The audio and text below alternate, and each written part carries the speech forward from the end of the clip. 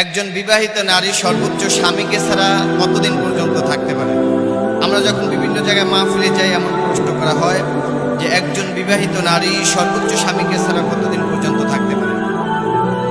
খলিফাতুল মুসলিমিন ওমর ফারুক রাদিয়াল্লাহু তাআলা আনহু গভীর রজনীতে বের হলেন কে কোথায় খেয়ে আছে না খেয়ে আছে তা দেখার জন্য। হঠাৎ করে মরুভূমির মধ্যে দেখতেছে একটা ঘরের ভিতরে টিম টিম করে আলো জ্বলছে, আলো যৌন উন্মোদনামূলক গানের আওয়াজ ভেসে আসছে। খলিফাতুল মুসলিমিন চিন্তা করলাম, আমার রাষ্ট্রের মধ্যে কোরআনের আইন চলে আর এই মরুভূমির মধ্যে যৌন উন্মোদনামূলক গান বলে, কার সন্তানের এত বড় বুকের পাঠা? এই চিন্তা করে নিজের পরিচয় গোপন রেখে ঘরের ভিতরে ঢুকছে, ডাক দিয়ে বলতেছে, মহিলা তুমি এই মরুভূমির মধ্যে কেন যৌন উন্মোদনামূলক গান বলতেছ? মহিলা ডাক দিয়ে বলে, পথিক আমার আজকে গান বলার পিছনে আমি একা দায়ী নয়, খলিফা ওমর রাদিয়াল্লাহু তাআলা আনহু দায়ী। ওমর নিজের পরিচয় গোপন রেখে মহিলাকে ডাক বলতেছে, মহিলা তুমি খলিফা ওমর কেন দায়ী বলো? এবার মহিলা ডাক দিয়া বলতেছে, পথিক আমার যেদিন বিবাহ হইতেছিল, আমার কালেমা পড়া শেষ, বিবাহ বন্ধনে আবদ্ধ হয়েছি, মিষ্টি বিতরণ চলতেছে, এমন অবস্থায় হঠাৎ করে আমার স্বামী সাআদ রাদিয়াল্লাহু তাআলা আনহুর কাছে খলিফা ওমরের পক্ষ থেকে চিঠি এসেছে। আমার স্বামী পত্রখানা খুললাম, খোলার পরে দেখে পত্রের ভিতরে লেখা হয়েছে, সাআদ আমি খলিফা ওমর বলছি, যেখানেই থাকো না কেন, যে অবস্থায় থাকো না কেন, তোমাকে যুদ্ধের ময়দানে সেনাপতি নিযুক্ত করে পাঠাবো। যেখানেই থাকো না কেন এই মুহূর্তে তুমি আমার সাথে সাক্ষাৎ করো, আমার সাথে দেখা করো। হযরত সাআদ রাদিয়াল্লাহু তাআলা আনহু পত্র পড়ার সঙ্গে সঙ্গে মুরব্বীদের সাথে আলোচনা করলো, কি করা যায়, পরামর্শ করলো। খলিফা ওমর তো আমাকে যুদ্ধের ময়দানে পাঠাবে, আমার এখনই যাওয়া লাগবে। মুরব্বীরা ডাক দিয়ে বলে, সাআদ কেবলমাত্র তুমি বিবাহ বন্ধনে আবদ্ধ হয়েছো, অন্তত পক্ষে 5 রাতটা শেষ করো, তারপরে তুমি চলে যাও। খলিফা সাআদ ডাক দিয়ে বলতেছে, মুরব্বীরা কোরআনের আয়াত আমাকে নাম ধরে রাখতেছে, ইয়া আইয়ুহাল্লাযীনা আমানু আতিউল্লাহা ওয়া আতিউর রাসূলা ওয়া উলিল আমরি মিনকুম। ইয়া আইয়ুহাল্লাযীনা আমানু, হে ঈমানদারগণ, আতিউল্লাহ আল্লাহর ইতাআত করো, আতিউর রাসূল এবং রাসূলের ইতাআত করো, উলিল আমর তোমাদের মধ্য থেকে রাষ্ট্রনায়ক যারা, উলিল আমর যারা, তাদের কথা মেনে চলো। সাআদ রাদিয়াল্লাহু তাআলা চলে গেলেন সেখান থেকে। বিবির কাছে গেল, বিবির কাছে গিয়া সাআদ ডাক দিয়া বলতেছে, বিবি ওমরের পক্ষ থেকে চিঠি এসেছে, তোমার সাথে আজকে আমার বাসর হচ্ছে না, আমি চলে যাচ্ছি, আমার যুদ্ধের ময়দানে যাওয়া লাগবে। যদি বেঁচে থাকি গাজী হয়ে তোমার সাথে আমার সাক্ষাৎ হবে, আর যদি দুনিয়া থেকে বিদায় হয়ে যাই, কাল কিয়ামতের ময়দানে, হাসরের ময়দানে তোমার সাথে আমার আল্লাহ পাক রব্বুল আলামিন মোলাকাত করিয়ে দিবেন, দেখা করিয়ে দিবেন। এবার হযরত সাআদ রাদিয়াল্লাহু তাআলা বিবির থেকে বিদায় নিয়ে চলে গেলেন।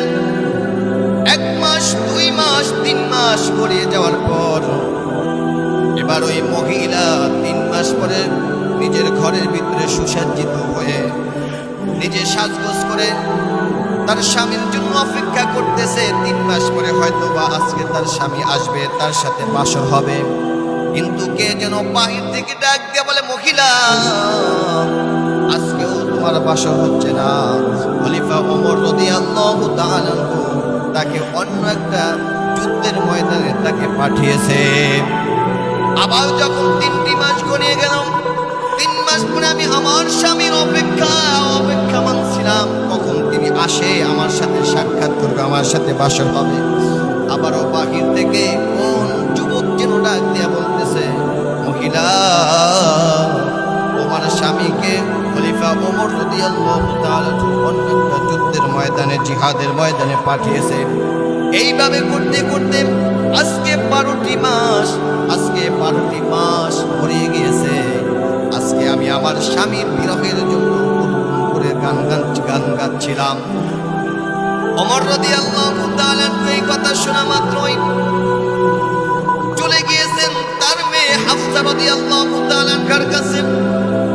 হাফসার কাছে গিয়া ডাক দিয়া বলতেছে, আম্মা একটু তুমি মাসালাটা বলে দাও, বলো একটা স্ত্রী সর্বোচ্চ স্বামীকে ছাড়া কতদিন পর্যন্ত থাকতে পারে?